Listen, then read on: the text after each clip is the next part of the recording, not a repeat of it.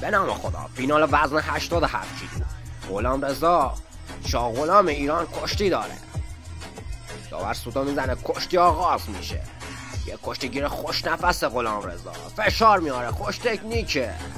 حریف همینجور که میدونید قهرمان جهان شده امسال در وزن 82 کیلو و مدعیه. حالا فشار میاره، دستو جمع میکنه، میره برای بارانداز، میزنه، دو رو میگیره، برگشت میزنه، بازم میره دو دیگه، یه دو هم اینجا میگیره، میره برای سومی، میزنه، سه تا بارانداز، میره برای چهارمی، میزنه و کشتی رو پیروز میشه، قهرمان جهان میشه.